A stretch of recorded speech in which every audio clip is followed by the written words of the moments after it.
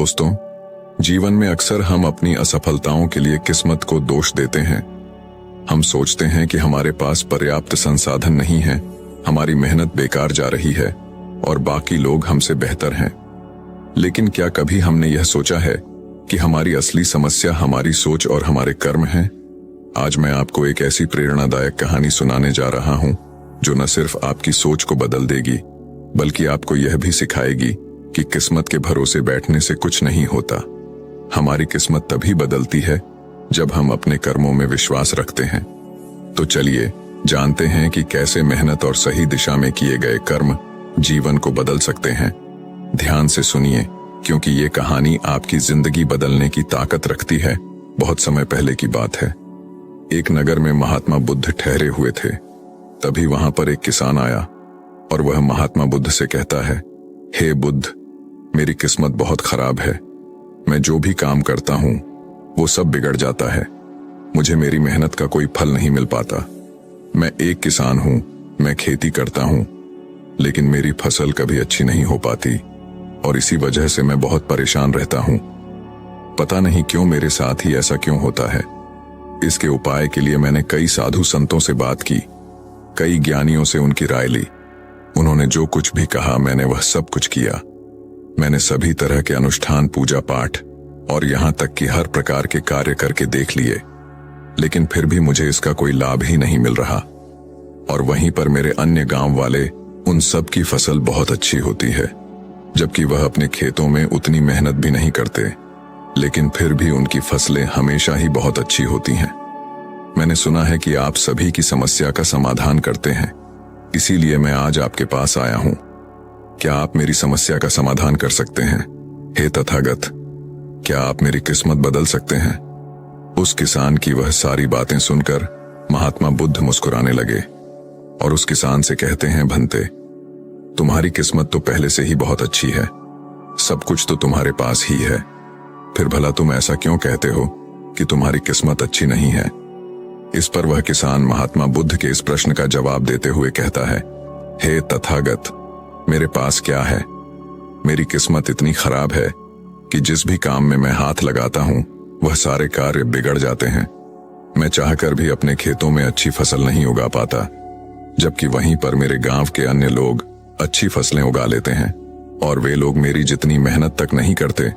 तो ऐसे में भला मेरी किस्मत कैसे अच्छी है?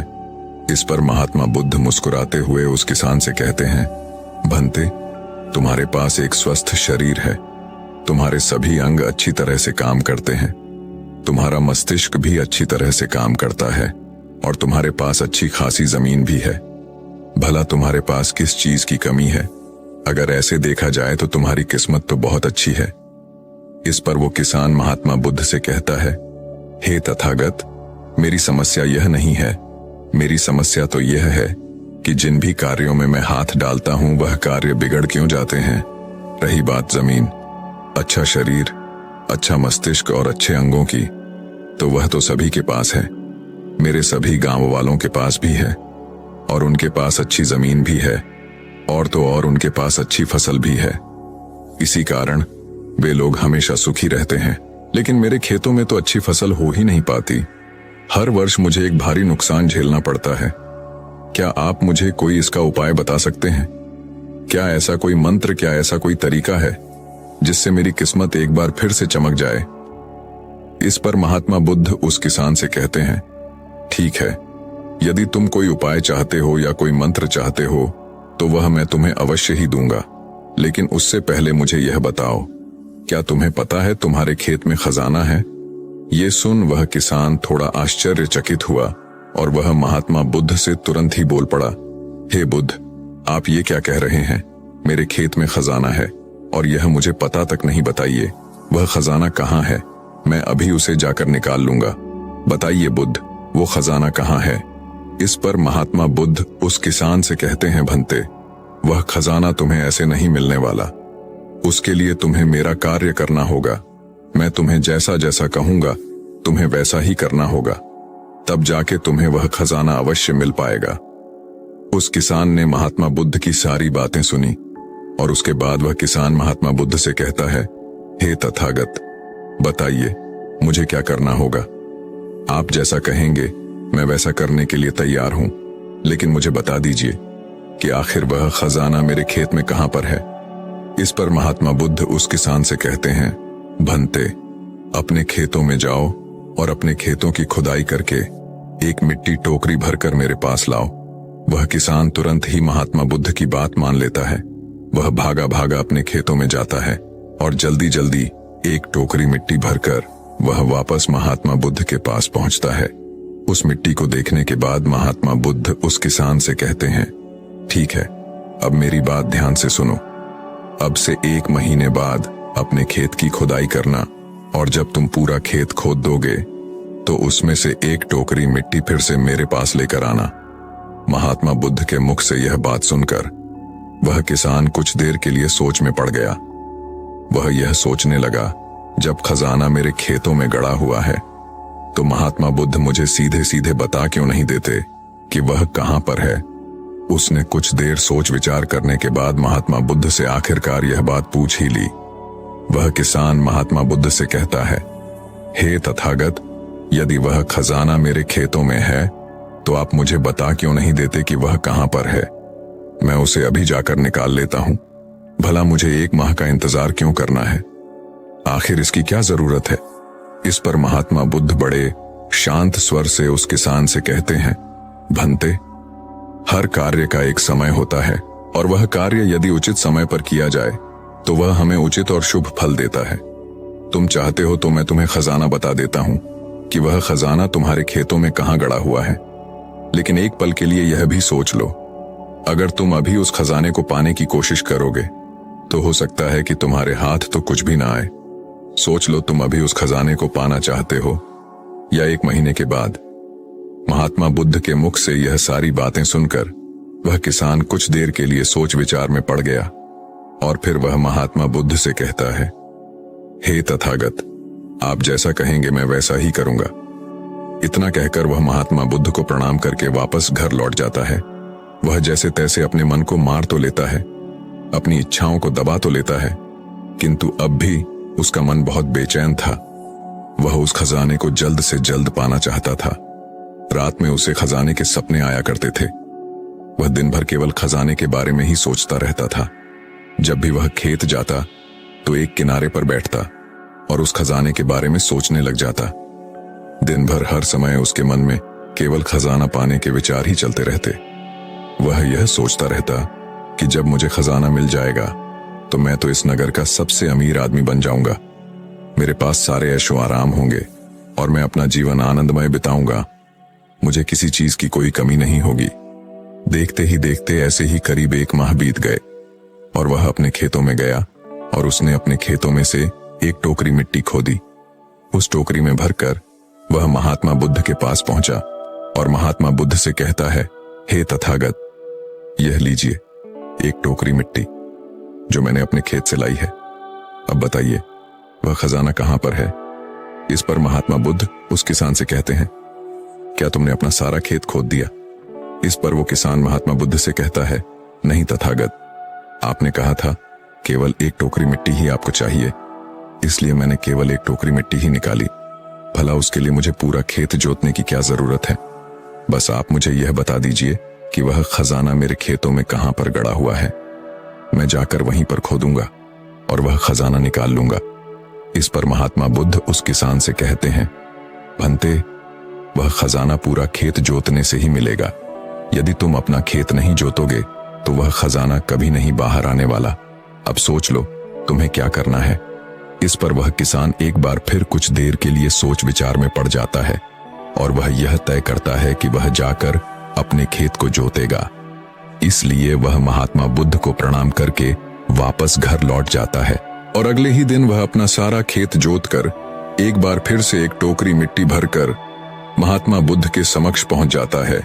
तभी महात्मा बुद्ध उस किसान से कहते हैं, भंते, अभी तुम्हारा खेत ठीक से नहीं जोता गया है। जाकर एक बार फिर कोशिश करो, एक बार फिर अपने खेतों में हल चलाओ। इस पर वह किसान महात्मा बुद्ध से कहता है, हे तथागत, मेरे पास हल नहीं है, बल्कि मैं खुद से ही हल की जगह पर खेत जोतता हूं। इस पर महात्मा बुद्ध उस किसान से कहते हैं, कोई बात नहीं भंते, एक बार फिर परिश्रम करो और इस परिश्रम का फल तुम्हें अवश्य मिलेगा। वह किसान महात्मा बुद्ध की बात मान लेता है और वह एक बार फिर से अपने खेतों में मेहनत करता है। वह एक बार फिर से हल चलाता है और एक टोकरी मिट्टी लेकर वह महात्मा बुद्ध के समक्ष फिर से उपस्थित हो जाता है। मिट्टी देखकर महात्मा बुद्ध उस किसान से कहते हैं, हाँ अब ठीक है, किंतु अब तुम्हें मेरा दूसरा कार्य करना होगा। इतना कहकर महात्मा बुद्ध उस किसान से कहते हैं, जाओ और अपने खेतों में उन फसलों की बीज डालो जिन फसलों को तुम उगाना चाहते हो। इस पर वह किसान थोड़ा अचरज में महात्मा बुद्ध से कहता है, हे तथागत, आपने तो खजाने की बात की थी, फिर बीच में यह फसल कहां से आ गई? इस पर महात्मा बुद्ध उस किसान से कहते हैं, भंते, अगर तुम्हें खजाना चाहिए तो तुम्हें मिट्टी में बीज तो डालने ही होंगे। इस पर वह किसान महात्मा बुद्ध से कहता है, हे तथागत, आप जैसा कहेंगे मैं वैसा करने के लिए तैयार हूं, किंतु यदि मैं अभी बीज लेने जाऊंगा तो वो मुझे महंगे पड़ेंगे और अभी मेरे पास इतना धन भी नहीं है।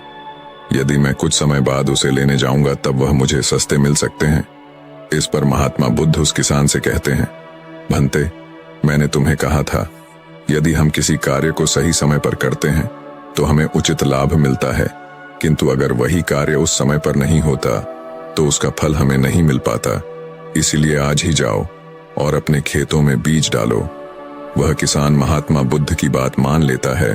वो महात्मा बुद्ध को प्रणाम करके बीज लेने निकल जाता है। बीज लाकर वह अपने खेतों में भी डाल देता है और फिर वह महात्मा बुद्ध के पास वापस पहुंचता है और बुद्ध से कहता है, हे तथागत, आपने जैसा कहा था मैंने वैसा ही किया। अब मुझे बताइए कि आखिर मेरे खेतों में वह खजाना कहां पर है ताकि मैं उसे निकाल सकूं। इस पर महात्मा बुद्ध मुस्कुराने लगे और उस किसान से कहते हैं, भंते, अभी तो तुम्हें एक और कार्य करना है, उसके बाद वह खजाना तुम्हें खुद ब खुद दिखेगा। किसान महात्मा बुद्ध से कहता है, हे तथागत, बताइए अब वह कौन सा काम है जो मुझे करना है। इस पर महात्मा बुद्ध किसान से कहते हैं, जो भी बीज तुमने अपने खेतों में डाले हैं, अब से तुम्हें उनकी देखभाल करनी है। उन्हें प्यार से सींचना है और देखना उन्हें कोई तकलीफ ना हो, वह स्वस्थ रहे, उन्हें कोई बीमारी या कीड़ा ना लगे। यदि ऐसा हुआ तो तुम्हें वह खजाना नहीं मिल पाएगा, और यदि तुम्हारे खेत का हर एक बीज अंकुरित हो गया और वह अपनी संपूर्णता तक पहुंच गया तो वह खजाना तुम्हें अवश्य ही दिखाई देगा और तब तुम्हें मेरे पास आने की कोई आवश्यकता भी नहीं पड़ेगी। उस किसान ने महात्मा बुद्ध की सारी बातें मान ली और उसके बाद वह महात्मा बुद्ध को प्रणाम करके वापस घर लौट गया। अब से वह अपने खेतों की देखरेख करने लगा। उस किसान ने अपने खेतों पर पूरा ध्यान दिया, किंतु अब भी उसे सपनों में वह खजाना ही नजर आता था और वह मन ही मन सोचता था कि बस एक बार यह फसल पूरी तरह से स्वस्थ हो जाए तो वह खजाना भी मुझे मिल ही जाएगा। इसी सोच के साथ वह उन फसलों की देखरेख में दिन रात लगा रहता। उसने अपनी फसलों पर किसी प्रकार की कोई विपदा नहीं आने दी और देखते देखते वह दिन भी आ गया। जब उसकी फसल उसके खेतों में लहलहा रही थी तभी उसे महात्मा बुद्ध की बात याद आई। महात्मा बुद्ध ने कहा था कि जब तुम्हारी फसलें तैयार हो जाएंगी तो तुम्हें तुम्हारा खजाना भी मिल जाएगा। ये बात याद आते ही उस किसान की आंखों में आंसू आ गए। जो खजाना उसके खेतों की जमीन में हुआ था वह बाहर आ चुका था। उसके जैसी फसल उसके गांव में किसी की नहीं हुई थी। उसकी फसल से उसके सभी कर्ज भी पूरे होने वाले ही थे और सभी गांव वाले उसकी मेहनत को देखकर बहुत खुश थे और उस किसान की तारीफ कर रहे थे। लेकिन तभी उस किसान को महात्मा बुद्ध की याद आई और वह खुद को महात्मा बुद्ध के समक्ष पहुंचने से रोक न पाया। वह तुरंत ही महात्मा बुद्ध के चरणों में जा गिरा और उनसे कहने लगा, हे तथागत, आपने जो खजाना मुझे बताया था वो मुझे मिल गया है, लेकिन मुझे यह बात नहीं पता चल रही कि वह खजाना मुझे पहले क्यों नहीं मिला। इस पर महात्मा बुद्ध उस किसान से कहते हैं, भंते, हमेशा किस्मत को दोष देना सही नहीं होता। पहले तुम अपनी किस्मत को सही करने में लगे हुए थे, लेकिन तुम यह भूल रहे थे कि तुम्हारी किस्मत तो पहले से सही थी। तुम सही काम नहीं कर पा रहे थे। तुम चाहते थे कि तुम्हारे कर्म किए बिना ही तुम्हारी फसल सबसे उत्तम हो, लेकिन उसी वक्त मैंने तुम्हें खजाने का लालच दिया और खजाने के लालच में ही सही, लेकिन जब तुमने सही समय पर सही काम किया तो तुम्हें सही फल भी मिला। और जो तुम्हारे पास सबसे उत्तम चीज है, जो तुम्हारे पास असली खजाना है, वह तुम्हारा शरीर ही है। इस शरीर के माध्यम से हम इस दुनिया में जो चाहे वह पा सकते हैं, लेकिन यहाँ पर तो हर कोई अपनी किस्मत का रोना रोने में लगा हुआ है। यहाँ तक कि उन्हें अपने कर्मों में विश्वास ही नहीं है, तो ऐसे लोग भला अपने लक्ष्य तक कैसे पहुंच सकते हैं? इस पर वह किसान महात्मा बुद्ध से प्रश्न करते हुए कहता है, हे तथागत, तो क्या किस्मत जैसी कोई चीज नहीं होती? इस पर महात्मा बुद्ध मुस्कुराने लगे और उस किसान से कहते हैं, भंते, किस्मत क्या है? किस्मत हमारे ही सत्कर्म है, और यह सत्कर्म ही हमें ऊर्जा और शक्ति प्रदान करते हैं ताकि हम सही दिशा में कार्य कर सके, और इन कार्यों से ही हम अपने जीवन के लक्ष्य को प्राप्त भी कर सकते हैं। महात्मा बुद्ध के मुख से यह उपदेश सुनकर वह किसान महात्मा बुद्ध के चरणों में जा गिरा और उनसे कहने लगा, हे तथागत, मुझे आज पता चल गया है कि मेरी किस्मत खराब नहीं थी, मेरे तो कर्म ही खराब थे, किंतु मैं आज आपको वचन देता हूं कि आज से मैं अपनी किस्मत को कभी खराब नहीं कहूंगा। अपने कर्मों को सुधारूंगा और सभी कार्य सही समय पर करूंगा। इतना कहकर वह किसान महात्मा बुद्ध को प्रणाम करके वापस घर लौट गया। दोस्तों, हम में से अधिकांश लोग यही करते हैं। वे लोग हमेशा अपनी किस्मत को दोष देते रहते हैं, लेकिन वो कभी भी अपने कर्मों पर ध्यान नहीं देते। वो यह नहीं सोचते कि क्या उन्होंने अपने लक्ष्य को पाने के लिए जो कर्म करने चाहिए थे वो कर्म किए हैं या नहीं, कहीं उसमें कोई कमी तो नहीं रह गई, और अगर उसमें कोई कमी थी तो क्या उस कमी को दूर करके क्या उस लक्ष्य को प्राप्त किया जा सकता था। और यह सब हम तब सोच पाएंगे, तब समझ पाएंगे जब हम अपनी किस्मत को दोष देना बंद कर देंगे। लेकिन हम तो अपने आप को सही और अपने किस्मत को गलत ठहराना चाहते हैं। हम किसी ऐसे को चाहते हैं जो हमारी गलतियों का ठेका ले ले, और इसीलिए हम अपनी किस्मत को हमेशा दोष देते रहते हैं ताकि हमें कभी किसी के सवालों का कोई जवाब ही ना देना पड़े।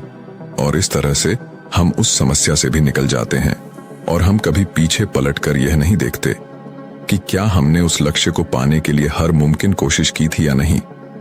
हमसे कहीं पर कोई गलती तो नहीं हुई थी, क्योंकि हमें तो लगता है कि यह सब तो किस्मत का खेल है, और भला किस्मत से कौन जीत सकता है। आपने अपने आसपास भी ऐसे कई लोगों को देखा होगा जो लोग अपने लक्ष्य को प्राप्त ना कर पाने पर रोते हैं, चिल्लाते हैं, और जब उनसे कोई उनकी असफलता का कारण पूछता है तो वह यही कहते हैं कि वह तो मेरी किस्मत में था ही नहीं। लेकिन यहाँ पर आप एक वास्तविकता भूल रहे हैं। इस दुनिया में ऐसे कई सारे लोग हैं जो अपने कर्म पर ध्यान देते हैं।